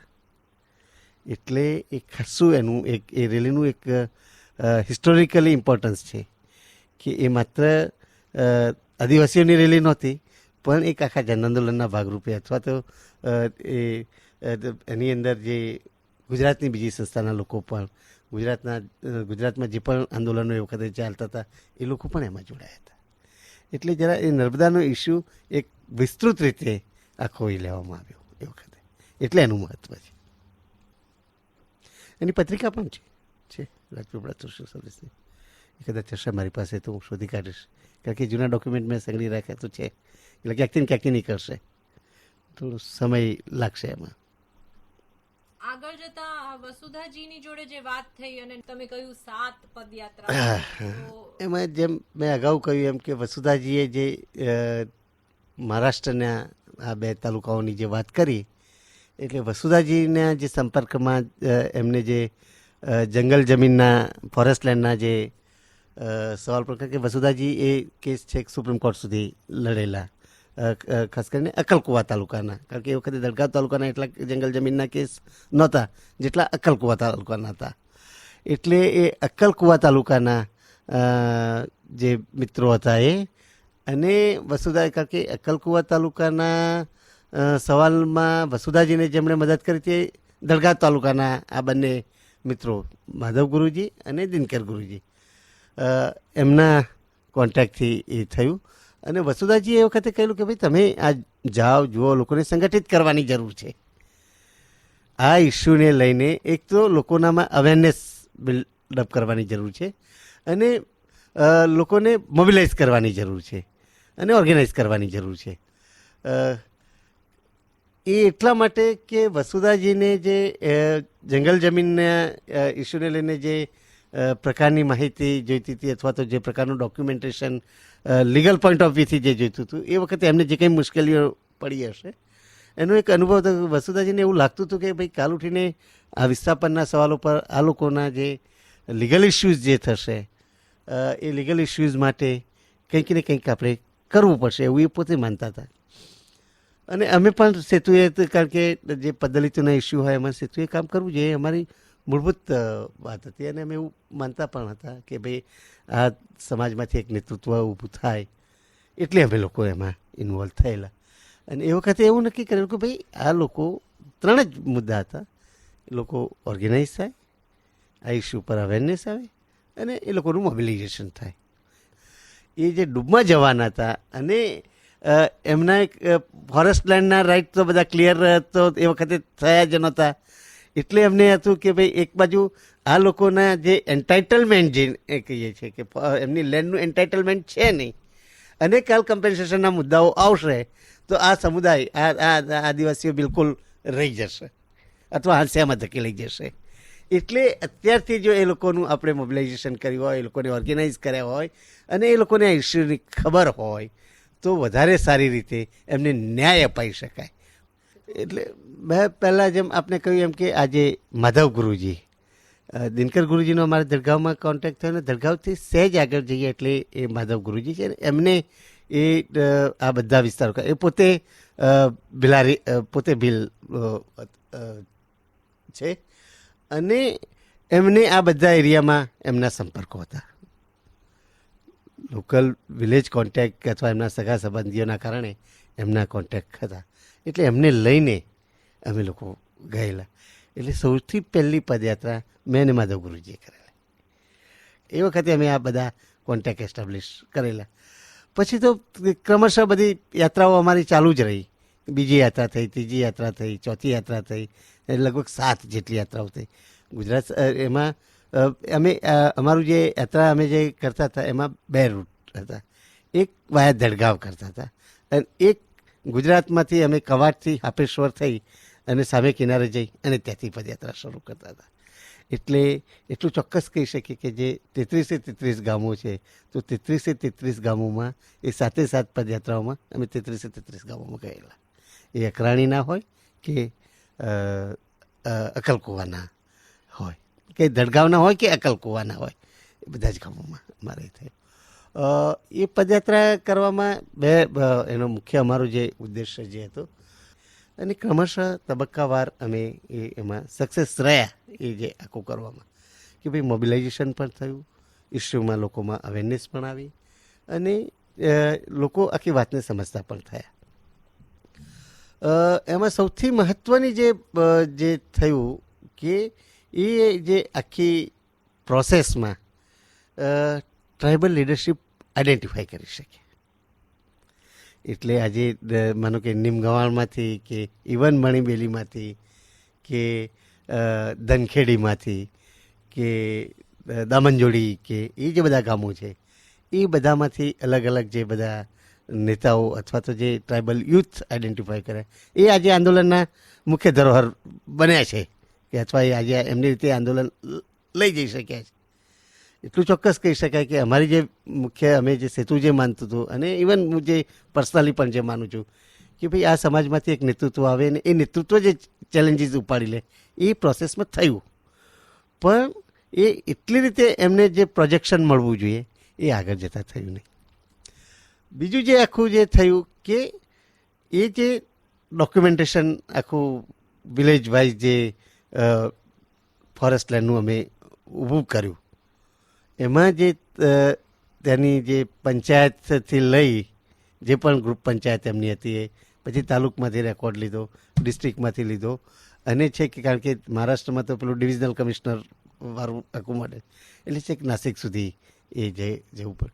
એમાં તબક્કાવાર બધાને મળવાનું થયું અને એમાં જે તબક્કાવાર લોકોને મળતા જેમ જેમ વાત કરતા ગયા અથવા તેનો જેટલો પ્રચાર અને પ્રસાર થયો એમ એમ લોકો ઇન્વોલ્વ થતા ગયા. એટલે જેમ કે દુલિયામાં પણ જે લોકો સાથે મળવાનું થયું તો એ રીતે જ થયેલું. દલાલ સાહેબને અથવા તો દશરથ તાત્યાને એ જે અચ્યુતભાઈના જે બધા મહારાષ્ટ્રના જે સમાજવાદી મિત્રો જે ખરા એમના સંપર્કોના કારણે થઈ શકેલું અને એના કારણે એ થયું. એટલે આખી એમાં શું થયું કે તમે જુઓ આખી પ્રોસેસમાં કે મહારાષ્ટ્રમાં જે પણ આજે થઈ શક્યું એના પાયામાં એક વસુધા દાગંબરના જે સંપર્ક હતા અને એમને આ ઇસ્યુ પર કામ કરેલું હતું ત્યાં ઓફકોર્સ લીગલ હતું પણ એમના કોન્ટેક્ટ હતા. બીજું જે મહારાષ્ટ્રના જે સમાજવાદી આંદોલનના જે કાર્યકર્તાઓ જે હતા એ લોકો અને ત્રીજા કે જે ટ્રાઇબલ યુથ જે અમે આઈડેન્ટિફાઈ કર્યા એ વખતે અને એ લોકોએ પછી આગળ આખી આ વાતને લઈ લીધી એટલે આખું આંદોલન આગળ જઈ શક્યું. એ વખતે એક સ્ટ્રક્ચર અમે પ્લેટફોર્મ એને પેલું એ વખતે કરેલું. એ પ્લેટફોર્મ એવી રીતે ઊભું થયેલું કે જે ગામોમાંથી જે યુથ આઈડેન્ટિફાઈ થયા એ પછી તાલુક લેવલની સમિતિ અમે બનાવી. અક્કલકુવા ધરણ અસરગ્રસ્ત પરિષદ અને જળગાંવ ધરણ અસરગ્રસ્ત પરિષદ અને પછી એ જિલ્લા લેવલની દુલિયા જિલ્લા ધરણ અસરગ્રસ્ત પરિષદ એ રીતે એ ફોર્મેશન થયેલું એ વખતે. એમાં એટલે એ ફોર્મેશન એટલા માટે કરેલું કે આ બધા વિસ્તારોમાં જવાનું એ વખતે ઘણું દુષ્કર હતું. એટલે જે અમે 86, 87 ને 88 સુધી તો એ 3 વર્ષોમાં જે લોકોને મળ્યા અને એક તો સંદેશાની આપણે માટે જે કે ઝડપથી સંદેશા એ લોકોને મળી શકે એ માટે હરેક ગામમાં યુથ આઈડેન્ટિફાઈ કરેલા અને એ લોકોનું નેતૃત્વ ઊભું થાય. એ લોકો આ ફોરેસ્ટ લેન્ડના ડિટેલ્સ એમને એ ભેગી કરે. પછી એ લોકો જે પણ એમના એન્ક્રોચમેન્ટની દંડની જે પહોંચ જેને કહીએ છીએ ફોરેસ્ટ લેન્ડ એટલે મૂળ તો forest land related data collection કરી અને એ લોકોને પ્રોપર કમ્પેન્સેશન મળે એ વાત હતી અમારી. પ્રોપર કમ્પેન્સેશનમાં એ લોકો પ્રોપરલી એ લોકો રિસેટલ એટલે એ લોકો વધારે ત્યાં એમને સારી રીતે વળતર મળે અને સારી રીતે થઈ શકે એ હતું. એમાં એ જે કમિટીઓ બની એ કમિટીઓએ પણ ખાસો એમનો રોલ એ કર્યો પણ એ રીતે અમે આખું કરેલું. તમે વાત કરતા યુ મેન્શન કે સેતુનો ફાઇનાન્શિયલ એન્ડ હ્યુમન રિસોર્સિસ હતું, એમાં બંને સમજાવશો? ના, એમાં એ થયું કે જ્યારે મેં અગાઉ આપણે કહ્યું કે જ્યારે વસુધાજીએ આ વાત કરી ત્યારથી જ હવે સેતુએ નક્કી કર્યું કે આપણે ભાઈ આપણે આ વિસ્તારમાં અને આ ઇસ્યુ પર કામ કરવું. એટલે અમે મહારાષ્ટ્રમાં સેતુએ એનું કામ વિસ્તાર્યું અને અમારો સેતુનો પ્રોજેક્ટ જ હતો. એમાં નર્મદા પરનો નર્મદાના વિસ્થાપિતોને લઈ અને સેતુએ કામ કરવું એવું નક્કી કર્યું ને અમારો પ્રોજેક્ટ હતો. એટલે અમારા ફિનાન્શિયલ રિસોર્સિસ બી ગયા અને સાથે સાથે જે હ્યુમન રિસોર્સિસનું છે એનું અમે પ્લાનિંગ બી કર્યું. અને મેધાબેન કારણ કે એમને મરાઠી જાણતા હતા અને મેધાબેન સાથે સાથે ઇન્વોલ્વ પણ હતા એમાં કારણ કે એમને નર્મદા પર વધારે એ કર્યું અને વધારે સમય જ એમને કર્યો. એટલે સેતુએ જે ચારેક વર્ષ નર્મદાને ઇસ્યુને સેતુની મુખ્ય પ્રવૃત્તિ અગ્ર પ્રવૃત્તિ તરીકે જ કામ કર્યું છે. એમાં પછી અમારા જે મેં તમને કહ્યું એમ કે રોહિત જૈન કે ઇવન અમારી કલીગ બેલા ભાટિયા એ લોકોએ બધાએ પણ અંદર આવવાનું ઇન્વોલ્વ થયેલું. એટલે અમે સેતુની મુખ્ય પ્રવૃત્તિના ભાગરૂપે જ આ આખું શરૂ કરેલું. એટલે અમારા હ્યુમન રિસોર્સ પણ જાય અને ફિનાન્શિયલ રિસોર્સ પણ જાય. એટલે બંને રીતે થયું. ઇવન અમે જ્યારે નો ડેમની વાત આવી અને પ્રોપર રિહેબિલિટેશનની વાત અત્યારે નથી કરતા પણ નો ડેમની વાત કરી છે, ત્યાર પછી પણ એમને ટેકો એનબીએને, કારણ કે પાછળથી પહેલાં તો એનડીએ હતું, નર્મદા ધરણગ્રસ્ત અસરગ્રસ્ત પરિષદ હતી, પછી એનબીએ થયું. પણ જે એનડીએથી એનબીએ સુધી એ વખતનો પણ સેતુનો સપોર્ટ તો રહેલો. એટલે અમે લોકો ડાયરેક્ટલી ત્યાં ઇન્વોલ્વ નહોતા, છતાંય અમે ફિનાન્શિયલ સપોર્ટ તો કરેલો એ લોકોને. જ્યાં સુધી અમારો પ્રોજેક્ટ હતો ત્યાં સુધી કે ના ભાઈ ત્યાં સુધી તમે નવી વ્યવસ્થા ઊભી ના થાય ત્યાં સુધી તમે, એટલે મને લાગે છે 88માં એ જે થયું ત્યાં સુધી અમે એ લોકોએ કરેલું. એટલે અમે અમારી રીતે ચાલુ જ રાખેલું. જ્ઞાનેશ્વર ને રોહિતની ભૂમિકાની હા, પેરિફેરિયલ હતી કે કઈ પ્રકારની? ના, જ્ઞાનેશ્વરની અને રોહિતની મુખ્ય ભૂમિકા હતી. જ્ઞાનેશ્વરની ભૂમિકા એટલા માટે કે જ્યારે સેતુએ ત્યાં પોતાની પ્રવૃત્તિ શરૂ કરી અને મેધાબેન અને અમે લોકો, કારણ કે અમે લોકો અમદાવાદમાંથી એ કરતા હતા, જ્ઞાનેશ્વર ત્યાં દડગાંવમાં રહીને અમારા પછી જે સેતુ તરીકે અને એને વ્યક્તિગત પણ એને ત્યાં લોકો સાથે વધારે સંપર્ક સઘન બનાવ્યા અને રેગ્યુલર જે એ લોકોના જે સવાલો આવતા હતા એ સવાલો પર જે એટેન્શન એ વખતે તરત જ જે કરવું પડે, એ જંગલ જમીનના હોય કે ફોરેસ્ટરના સવાલો હોય કે ઇવન પોલીસના સવાલો હોય, એ બધા સવાલોને લઈને જ્ઞાનેશ્વરે ત્યાં કામ કરેલું. અને જ્ઞાનેશ્વરે જે 3 વર્ષ સુધી એ ત્યાં રહ્યો અને એને આખા જે કોન્ટેક્ટ ઊભા કર્યા એ જ આગળ જતા કામમાં આવ્યા. એટલે શરૂઆતમાં માધવ ગુરુજી, દિનકર ગુરુજી ના કારણે જે સંપર્કો ઊભા થયેલા એને વધારે સ્ટ્રેન્થન કરવાનું કામ એ જ્ઞાનેશ્વરે કર્યું. એટલે જ્ઞાનેશ્વરની ભૂમિકા અહમ રહી. અને જ્ઞાનેશ્વરે સતત મુલગીમાં પણ પછી તો એક કાર્યાલય શરૂ કરેલું, કારણ કે દડગાંવ અને મુલગીમાં એ વખતે જવા માટેનો જેટલો સરળ રસ્તો જોઈએ એટલો હતો નહીં. એટલે મુલગીમાં પણ, કારણ કે જ્ઞાનેશ્વર 3 દિવસ મુલગીમાં રહે, 3 દિવસ દડગાંવમાં રહે, એ રીતે પ્લાનિંગ કરેલું.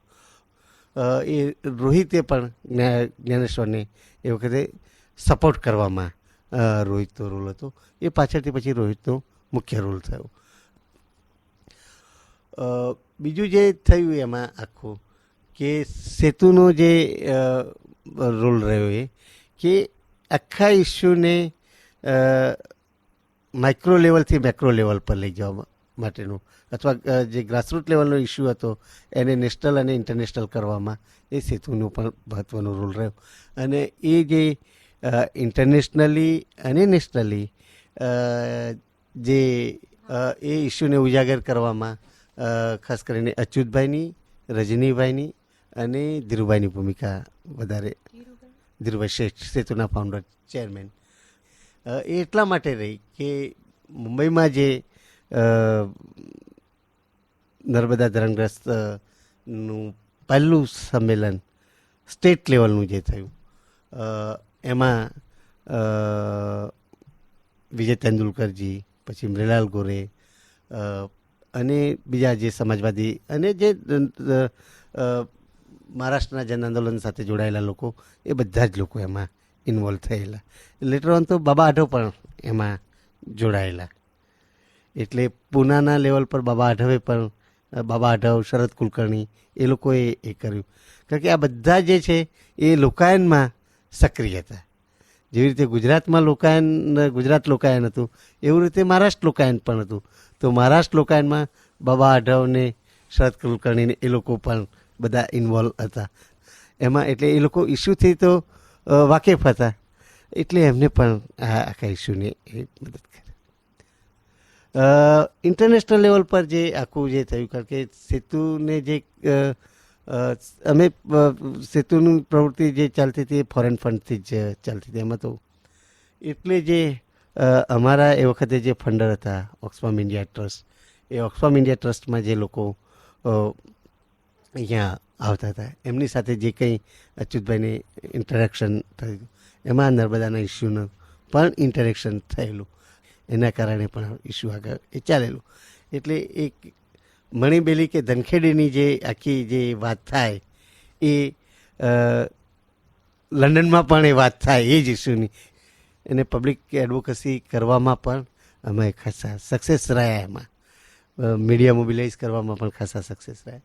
અને એ વખત ઘણા મહારાષ્ટ્રના મિત્રોએ એમને સપોર્ટ કર્યો, દિલ્હીના મિત્રોએ સપોર્ટ કર્યો, એ રીતે આગળ થઈ છે. એક વારુ સોનવણે ને એ લોકોનું કામ હતું અને વૈચારિક મતભેદ, આ બાબત થોડું ડિટેલ કે શું એ હવે આપણે પછી રાખીશું. જેમ કે ગઈકાલે આપણે વાત કરી એમાં ધુલિયા જિલ્લામાં જે ડાબેરી વિચારસરણીના જે સંગઠનો હતા, જેમ કે શ્રમિક સંગઠન અને એ સંગઠનો, એ લોકોએ પણ ત્યાં એ વિસ્તારમાં આદિવાસીઓ સાથે એમનું કામ હતું. એટલે જ્યારે અમે નર્મદાનું કામ શરૂ કર્યું ત્યારે એ લોકોને પણ એવું લાગ્યું કે આ લોકો પેરેલર કામ ઊભું કર્યું છે. એટલે ત્યાં સ્થાનિય આદિવાસી કાર્યકર્તા વારુ સોનાવણેજી, એ મહારાષ્ટ્રમાં અત્યારે બહુ મોટું નામ ગણાય છે આદિવાસી એકતા માટે પણ, અને આદિવાસી સમુદાયના પ્રશ્નોને લઈને જે જાગૃતતા આખી ઊભી કરી છે એમાં વારુનું એક ખાસું કોન્ટ્રીબ્યુશન પણ રહ્યું છે. અને પોતે પણ એક સંવેદનશીલ વ્યક્તિત્વ છે એમનું. એટલે પછી વારુજી જોડે વાત કરવાની થઈ. ફોર્ચ્યુનેટલી એમાં એવું થયું કે શ્રમિક સંગઠન સાથે જે સંકળાયેલા ગેઇલ ઓમેટ અને એમની સાથે જે કુમાર જોડાયેલા એ લોકો પણ અચ્યુતભાઈ સાથે એમના સંપર્કો હતા. એ સંપર્કો અચ્યુતભાઈના એ એકેડેમિક સંપર્ક ખાસ કરીને ગેઇલ ઓમેટ જોડે, એટલે એના કારણે એ અમે સોર્ટ આઉટ કરી શક્યા. અને એ લોકોને પણ પછી એ આખી પ્રોસેસમાં અમે લોકોએ વારુને પણ ઇન્વોલ્વ કર્યો ત્યાં ધુલિયા લેવલ પર. જ્યારે અમે ધુલિયામાં મિટિંગ પહેલીવાર હું ને મેધાજીને રોહિત અને લોકો સાથે વારુના ઘરે જ ધુલિયામાં મિટિંગ કરેલી, અને ત્યારે ખાસી ચર્ચાઓ થયેલી. એમાં એ ચર્ચાઓમાં જે મુખ્ય મુદ્દા હતા, એક તો નર્મદાના કારણે જે આદિવાસીઓનું વિસ્થાપન થવાનું છે એ એક મુદ્દો મુખ્ય હતો. બીજો મુદ્દો જે જંગલ જમીનનો જે સવાલ હતો એ હતો, અને ત્રીજો મુદ્દો જે આદિવાસીઓને ત્યાં મરાઠીમાં અતિક્રમણ, જે જમીનોનું અતિક્રમણ અને એના કારણે અતિક્રમણના કારણે જે પનિશમેન્ટ અથવા જે દંડની પહોંચો અથવા ખોટો દંડ લે છે ફોરેસ્ટ ડિપાર્ટમેન્ટ તરફથી જે હેરેસમેન્ટ હતું એના પર વધારે ફોકસ હતું. એટલે આખી જે વાત થઈ એમાં વારુને પણ એવું લાગ્યું કે ના, આપણે સાથે જ આ ઇસ્યુ પર એ કરીએ. જ્યારે પહેલાં વારુને એવું લાગતું હતું કે અમે એને પેરેલર કરીએ છીએ. એટલે એ રીતે આખું સોર્ટ આઉટ થઈ. એમાં ગેઇલ ઓમેટની પણ અગ્રભૂમિકા રહી. અને પાછળથી તો પછી વારુએ જ્યારે ઇવન મુંબઈ ખાતે જ્યારે નર્મદાનું રેલીને ધરણા જે કર્યા મુંબઈમાં, એમાં પણ એ લોકો પાર્ટિસિપેટ થયા હતા. બીજો સવાલ જે આખો જે ગઈકાલે પણ મેં ઉલ્લેખ કર્યો હતો અને આજે ફરી એ કર્યો કે આ આખી પ્રક્રિયામાં મહારાષ્ટ્રમાં જે સમાજવાદી આંદોલન સાથે અથવા સમાજવાદી વિચારધારા સાથે જે લોકો જોડાયેલા હતા, એમાં બ્રુલાલ ગોરે હોય કે બાબા આડવ હોય કે ઇવન ગોદાવરી તાઈ આપણે એ લોકોએ પણ બધાએ આમાં મદદ કરી કે ભાઈ આ ઇસ્યુને જરા ઉજાગર કરવો જોઈએ, આ ઇસ્યુમાં આપણે ઇન્વોલ્વ થવું જોઈએ, બને એટલો ટેકો કરવો જોઈએ. એટલે આખી પ્રક્રિયામાં મહારાષ્ટ્રના જે સિવિલ સોસાયટી જેને આપણે કહીએ છીએ અથવા તો જે જનસંગઠનો જે છે, સંસ્થાઓ નહીં, એનજીઓઝ નહીં, પણ જે જનસંગઠનો છે એ જનસંગઠનનો સીધો એ આડકતરો ટેકો એમાં સાંપડ્યો. એના કારણે શું થયું કે એ જે મુવમેન્ટ હતી એ માત્ર સ્થાનીય સ્તરની મુવમેન્ટ ના થઈ, પણ એ રાજ્ય સ્તરની મુવમેન્ટ આખી એ થઈ ગઈ. અને એમાં સારી એવી સફળતા મળી. અને મને યાદ છે કે મહારાષ્ટ્રના જે જનાંદોલન સાથે જોડાયેલા લોકો હતા, બધા લોકોએ ઇન્વોલ્વ થયા હતા. પછી એમાં વિજય તેંડુલકરજી પણ, કારણ કે એ લોકો જે પીપલ્સ યુનિયન ડેમોક્રેટિક રાઇટ્સ જે PUDR ત્યાં મહારાષ્ટ્રમાં વધારે હ્યુમન રાઇટ્સની એક્ટિવિટીમાં વધારે એક્ટિવલી એ લોકો એ હતા, તો એ લોકોએ પણ ઇન્વોલ્વ થયેલા. એટલે આખી પ્રક્રિયામાં એ ડાબેરીઓ, સમાજવાદીઓ અને આ PUDR જેવા સંગઠનો એ લોકો ઇન્વોલ્વ થયા. એટલે એના કારણે શું થયું કે આખો જે પ્રચાર અને પ્રસાર જે નર્મદાના ઇસ્યુ પરનો જે હતો એ એકદમ વ્યાપી ગયો, રાજ્યવ્યાપી પણ થયું અને નેશનલ લેવલ પર એનું એ ફોકસ થયું.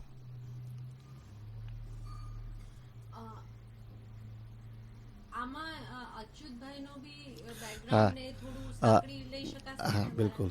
મારાથી? આમાં એક મને ચોક તમારે હા એટલે હા team આવી યા છે. એમાં શું થયું, ખાસ કરીને મહારાષ્ટ્રમાં જે અમને રાજ્ય સ્તર પર જે સંકલન અને સંગઠન અને જે નેટવર્કિંગ થયું આ નર્મદાના ઇસ્યુ પર, એમાં જે સફળતા મળવાની પાછળનું મુખ્ય કારણ અચ્યુતભાઈ.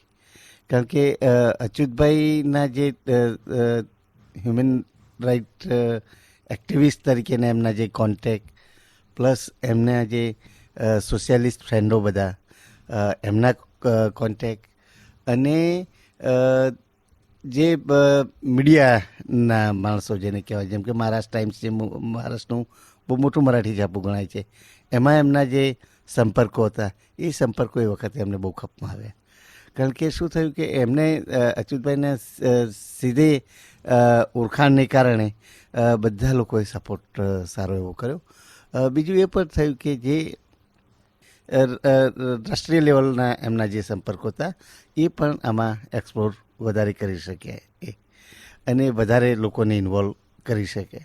જેમ કે મૃણાલ ગોરે આવ્યા તો એ અચ્યુતભાઈના કારણે આવ્યા, કારણ કે અચ્યુતભાઈને આટલા વર્ષોથી એમના સંપર્કમાં હતા. કે જે બબાઢ, તો એ પણ કે એક તો પહેલાં જે લોકાયનના કારણે પણ જે સંવાદ થતા હતા એમાં પણ આ લોકો બધા ઇન્વોલ્વ હતા જ.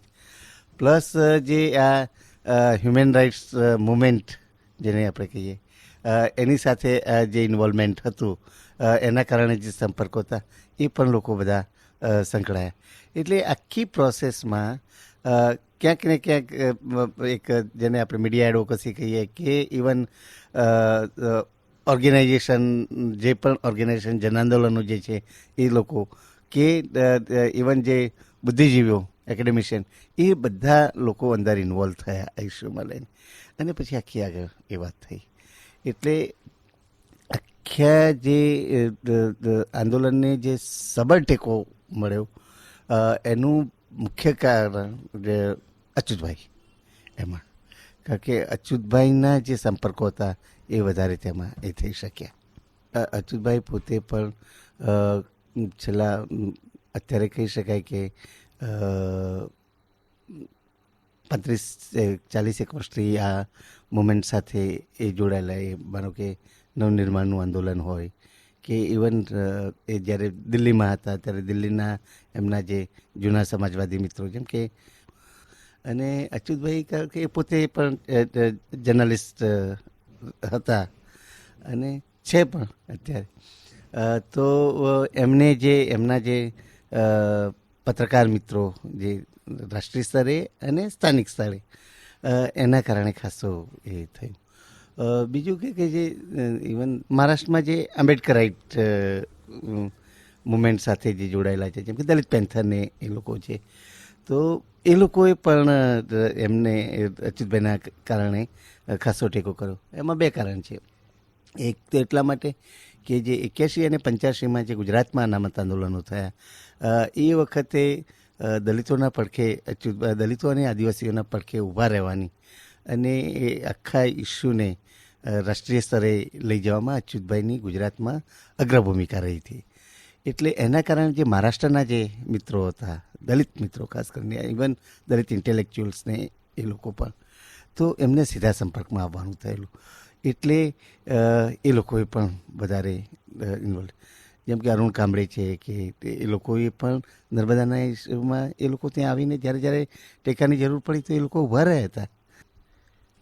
અચ્યુતભાઈ જે છે તે એમને એક તો ગુજરાતમાં એ પીપલ્સ યુનિયન ફોર સિવિલ લિબર્ટીઝના જનરલ સેક્રેટરી રહેલા.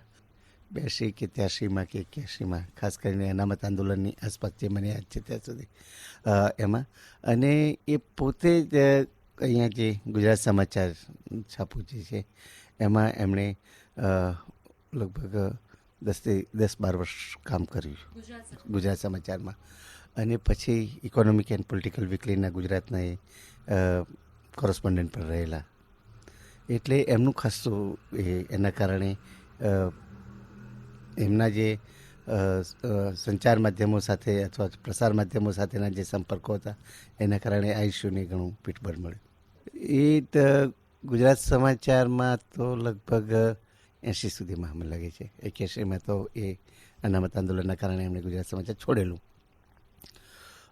પણ બીજું જે EPWમાં તો એ ઘણા વર્ષો સુધી કોરસ્પોન્ડન્ટ તરીકે રહ્યા. એ રહ્યા અનામત આંદોલન પછી તે છે અત્યારે પણ એ EPWમાં રેગ્યુલરલી લખે છે.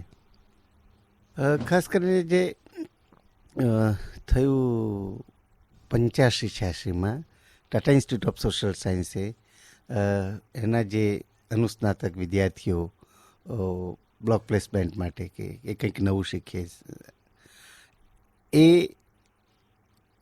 પ્રક્રિયાના ભાગરૂપે ટાટાના વિદ્યાર્થીઓ રેગ્યુલર સેતુમાં આવતા હતા. અને બેલા ભાટિયા આવેલા, પછી રાજીવસિંહ, ચંદ્રિકા અને રોહિત આવેલા. મીનવાઇલ અમારું આ નર્મદાનું કામ પણ શરૂ થયેલું. એટલે રોહિતે એ વખતે આ માહિતી ભેગી કરવાનું, પછી તો રોહિતે સંગઠનનું પણ વધારે કામ ઉપાડી લીધું. અને ત્યાં જે અમે કાર્યાલય શરૂ કર્યા દળગાંવમાં ને એ બધામાં, એમાં જ્ઞાનેશ્વર અને રોહિત એ બંને વધારે એક્ટિવલી રહ્યા. એ રોહિત પછી છેક સુધી રોહિતે એ ચાલુ રાખ્યું. રોહિતનું શું હતું કે રોહિતે પેલું જે ટાટામાંથી કરેલું હતું અને પરશુરામન જેવા વિદ્વાન પ્રોફેસરના એક ખાસ વિદ્યાર્થીઓમાં એક વિદ્યાર્થી હતો રોહિત. એટલે પરશુરામના કારણે પણ એને આ ડિસ્પ્લેસમેન્ટના ઇસ્યુમાં કે ટ્રાઇબલના ઇસ્યુમાં એને વધારે ઇન્ટરેસ્ટ હતો. એટલે રોહિતે વધારે એમાં કરેલું. અને રોહિતના કારણે અમને એટલું જરૂરી થયું કે જે 33 ગામોનો ડેટા બધો કલેક્ટ કરી શક્યા અથવા એનું એનાલિસિસ કરી શક્યા. ઇવન અમે એ વખતે ધુલિયા કલેક્ટરમાં કે નાસિકના ડેવલપમેન્ટ કમિશનર સામે જે કંઈ રિપ્રેઝન્ટેશન કરી શક્યા, એમાં એ જે રોહિતે જે બધા ડેટા કલેક્ટ કરેલા અને એને જે કંઈ ડિમાન્ડો ઊભી કરેલી એમને બહુ ખપમાં આવેલી. એટલે જે માહિતી ભેગી કરવાથી માંડીને લોકોને સંગઠિત કરવાથી માંડીને તે ગવર્મેન્ટ સાથે જે આખી એડવોકેસીની પ્રવૃત્તિ કરી એમાં રોહિતનો બહુ અગ્રભાગ રહેલો. મીનવાઇલ ત્યાં પેલું મરાઠી, કારણ કે આ બધા તો મરાઠી અને મરાઠી કરતાં પાછળ બિલારી ને પાવરી, એટલે જ્ઞાનેશ્વર કરીને એક મિત્ર ત્યાં પનવેલના, એ બીજી પદયાત્રાથી અમારી સાથે જોડાયેલો અને એને પછી એ આખો જોડાયો. અને એને છેક સુધી જ્ઞાનેશ્વરે પણ જ્યાં સુધી સીધું કામ કરતું હતું ત્યાં સુધી એ પણ રહ્યો. પણ એ લોકો એક આદર્શથી, એક ભાવનાથી આ લોકો આખા આંદોલન સાથે અને આ આખી મુવમેન્ટ સાથે એ લોકો જોડાયેલા. એટલે આખી એક જ્ઞાનેશ્વર હોય કે ઇવન જે દિનકર ગુરુજી ગઈકાલે મેં કહ્યું એમ કે માધવ હોય કે પછી નિમગવાણના યુવકો હોય કે ઇવન દામનજોડીના બધા યુવકો હોય, એ બધા લોકોએ બહુ જ આમાં એ કર્યું.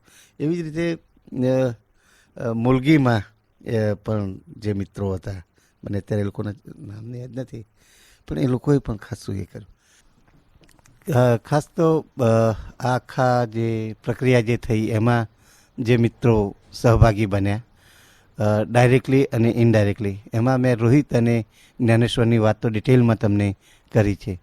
પણ એ સિવાય જે મિત્રો સાથે જોડાયા એમાં વનરાજ પારગી, જે અત્યારે ગુજરાત હાઈકોર્ટમાં એઝ એડવોકેટ પ્રેક્ટિસ કરે છે, એને સોશિયલ વર્કનું બેકગ્રાઉન્ડ હતું અને પોતે ટ્રાઇબલ, એટલે એને પણ ઘણો ડિટેલમાં સર્વે કરવામાં ને બધામાં અમને બહુ, કારણ કે એને પાસે બે પ્રકારનું બેકગ્રાઉન્ડ હતું. એક તો લોનું બેકગ્રાઉન્ડ હતું અને સોશિયલ વર્કનું બેકગ્રાઉન્ડ હતું. એટલે ખાસો મદદરૂપ થયેલો એમાં ફોરેસ્ટ લેન્ડના. અને કારણ કે મેં પહેલાં કહ્યું એમાં મારે તો પુનર્વસવાટ પર જ ફોકસ હતું. એટલે મેં ફોરેસ્ટ લેન્ડ પર કયા પ્રકાર કેટલા વખતથી કલ્ટિવેશન કરે છે, કયા પ્રકારની એન્ક્રોચમેન્ટ છે, એના પર વધારે ભાગ મૂકેલો.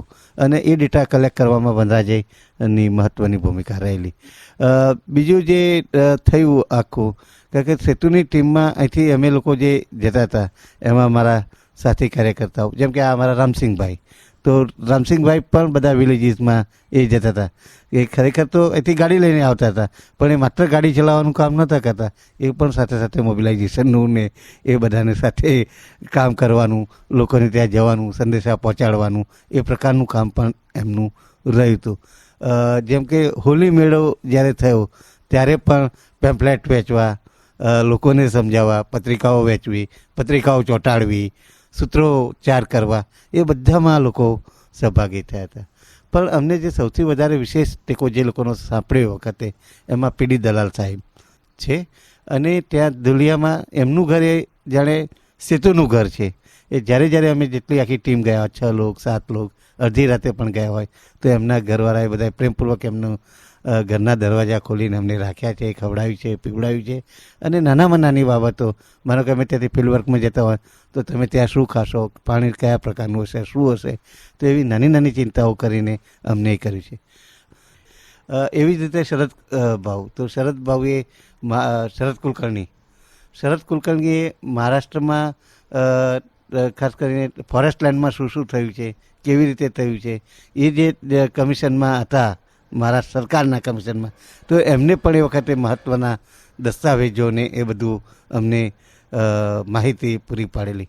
એવું જ ગુજરાતમાં અમને જે એ વખતે નર્મદામાં જે ઉચ્ચ કક્ષાએ જે અધિકારી હતા, તો એ અધિકારી એ પણ અમને બધી માહિતી પૂરી પાડવાનું.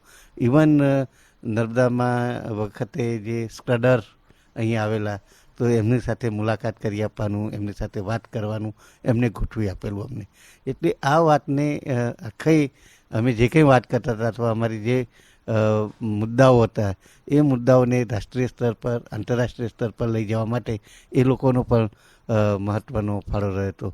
એવી રીતે એ વખતે ઓક્સફામ ઇન્ડિયા જે સેતુને એ વખતે ટેકો કરતું હતું, ફિનાન્શિયલ મદદ સેતુને કરતા, એના જે મુખ્ય માણસ અહીંયા હતા પ્રમોદ ઉનિયા કરીને, તો એને ઓક્સફામમાંથી જે ઓક્સફામ ગ્રેટ બ્રિટનના જે એના ઉચ્ચ અધિકારીઓ જ્યારે આવતા હતા ત્યારે પણ નર્મદાની વાત અમને કરાવડાવેલી. અને એ લોકોએ પણ ઇન્ટરનેશનલ લેવલ પર એ ઇસ્યુને ઉજાગર કરેલો. એટલે ઘણા લોકોએ ઘણા સ્તર પર અલગ અલગ જગ્યાએ અમને મદદ કરી છે. એવી રીતે બાબા આઢવે પણ અમને મદદ કરેલી. પૂનામાં, જેમ કે પૂનાની અંદર કારણ કે મહારાષ્ટ્રમાં જેટલું મુંબઈનું મહત્ત્વ છે એટલું જ પૂનાનું પણ મહત્ત્વ છે. તો પૂનાની અંદર પણ નર્મદાનું ઇસ્યુ ઉજાગર થાય એ માટે બાબા આઢવે, શરદ કુલકર્ણીએ એ લોકોએ અમને બહુ મદદ કરેલી એ વખતે. કારણ કે જગ્યા અમે તો ગુજરાતમાં હતા, પણ મહારાષ્ટ્રમાં જે જગ્યાઓ અમારી ઊભી કરવાની એમાં એ લોકોએ અમને ઘણી મદદ કરેલી. દડગાંવમાં જે શરૂઆતથી જ માધવ ગુરુજી અને દિનકર ગુરુજીએ એ લોકોએ અમને પદયાત્રા ઓર્ગેનાઇઝ કરવામાં અને એ ગામોમાં કેવી રીતે પહોંચાય, તો માધવ ગુરુજી જ અમને લઈ ગયેલા એ બધા ગામોમાં. એ ગામોમાંથી કેટલાક બાળકો એમની આશ્રમ શાળામાં ભણતા હતા, એટલે એમના કોન્ટેક્ટ હતા. એટલે એ કોન્ટેક્ટ એસ્ટાબ્લિશ કરી અને લોકો સાથે સીધા સંપર્કમાં લાવવાનું કામ એ માધવ ગુરુજીએ અને દિનકર ગુરુજીએ કરેલું.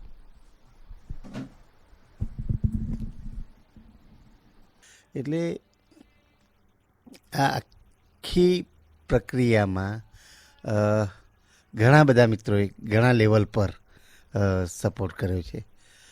બીજું મહત્ત્વનું જે થયું એમાં આખું કે મને જે 2-3 ગ્રુપ જોડાય એમાં વસુધાજી સાથે જે લોકો કામ કરતા હતા, એમાં એનાક્ષી ગાંગુલી એ પણ પદયાત્રામાં જોડાઈ અમારી સાથે દડગાંવથી.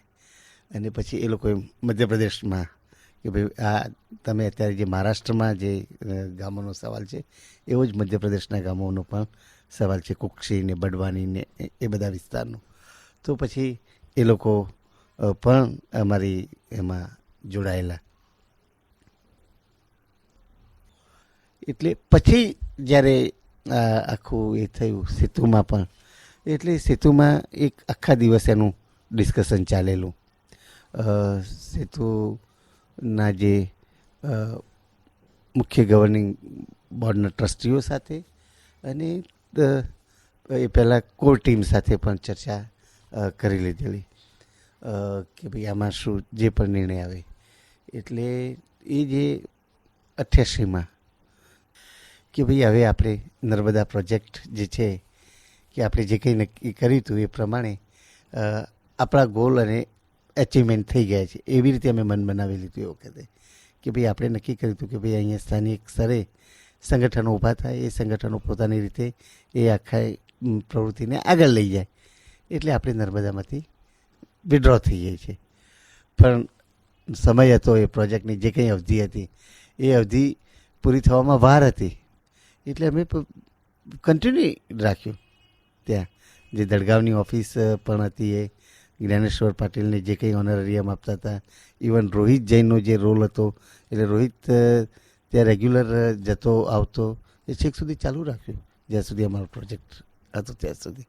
એટલે મને લાગે છે એ પ્રોજેક્ટ અમારો 88 કે 89માં એ પૂરો થયેલો ત્યાં સુધી અમે ટેકો કરેલો. એટલે ત્યાર પછી પણ અમે જ્યારે જ્યારે ટેકાની જરૂર પડી છે ત્યારે અમે લોકો ઊભા જ રહ્યા છે. ત્યાર પછી પણ જ્યારે કેવડિયામાં રેલીને થયું અને આ લોકોને ગુજરાતની પોલીસે લાઠીચાર્જ અને પકડીને બધાને પૂરી દીધા, ત્યારે સિગ્નેચર કેમ્પેન તો સેતુએ કરી છે. સિગ્નેચર કેમ્પેન આ લોકોને છોડાવવા માટેની અને એમનો જે અધિકાર છે એ અધિકારોનું જતન થવું જોઈએ, તો એ સિગ્નેચર કેમ્પેન તો અમે લોકોએ કરી છે ગુજરાતમાં. અને એક સપોર્ટ ગુજરાતના જે like minded civil society organisation હતા એનો એક સપોર્ટ ઊભો કરે છે. એટલે એવું નહોતું, કારણ કે નર્મદા સાથે અમે લોકો દિલથી જોડાયેલા હતા. માત્ર પ્રોજેક્ટ છે માતે જોડાયેલા છે એ રીતનું નહોતું. અને આજે પણ આજે જ્યાં સવાલો જ્યારે નર્મદાના આવીને ઉભા રહે છે ત્યારે અમારે જે સ્ટેન્ડ લેવાનું હોય છે અમે લઈએ જ છીએ.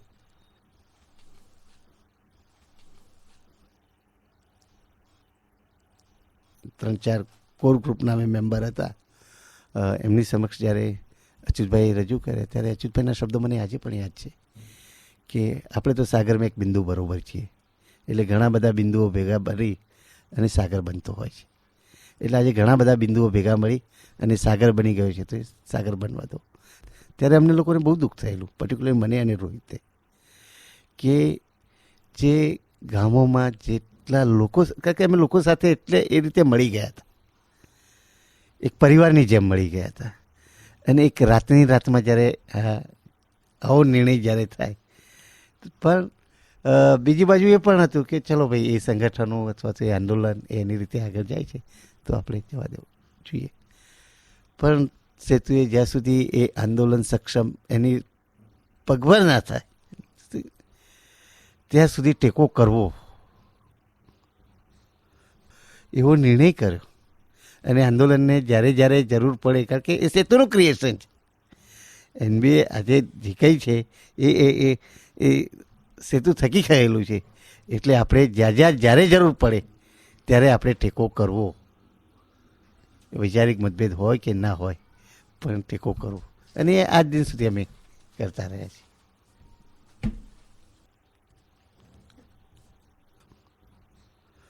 એ જે અમારી 88ની બોર્ડની મિટિંગમાં એ જે નિર્ણય થયો, એ નિર્ણય પછી લગભગ 1.5 વર્ષ સુધી અમે સપોર્ટ કર્યો. કારણ કે અમારો પ્રોજેક્ટ હતો એ માટેના નર્મદા માટેના ચોક્કસ ફંડ અમારી પાસે હતું.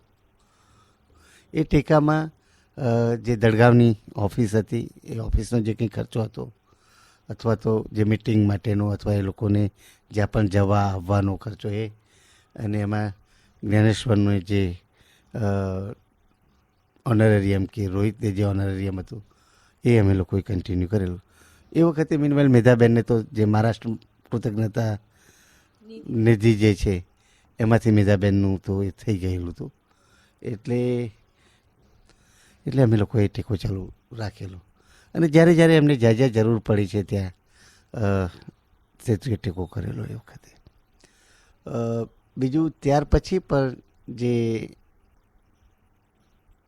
ટેકાની જરૂર પડી, જેમ કે દિલ્હીમાં કે ઇવન મુંબઈમાં કે રાજ્ય સ્તરે અને રાષ્ટ્રીય સ્તરે જ્યારે જ્યારે મિટિંગોમાં કે એમાં રોહિતને કે જ્ઞાનેશ્વરને જવાનું થયું, અને ત્યારે અચ્યુતભાઈને અમે લોકોએ ટેકો કરેલો એમને. પણ એ રીતે ટેકો ચાલુ રાખેલો. કારણ કે કોઈ પણ આમાં નંદિનીબેન સમજવાની જરૂર એ છે, કોઈ પણ પ્રવૃત્તિ શરૂ કરવી અને પ્રવૃત્તિ શરૂ કરવામાં જે ચેલેન્જીસ આવે છે એના કરતાં પ્રવૃત્તિ બંધ કર્યા પછી જે ચેલેન્જીસ અને જે દુઃખ થાય છે એ બહુ પીડાકારક હોય છે. અને એ પ્રોસેસમાં રોહિત અને જ્ઞાનેશ્વર, કારણ કે અમે તો અલ્ટિમેટલી ગુજરાતમાં પણ એ લોકો ત્યાં સ્થાનીય લેવલ પર હતા, અમે અહીંયા અમદાવાદ લેવલ પર હતા. એટલે અમે અવારનવાર જવાનું, એ લોકોને ટેકો, એ લોકોને જ્યારે જ્યારે જરૂર પડી છે, ધુલિયામાં હોય કે નાસિકમાં હોય કે દડગાંવમાં હોય, અમે લોકો જઈને ઊભા રહ્યા છીએ. અને પછી ચાલુ જ રહ્યું છે અમારું.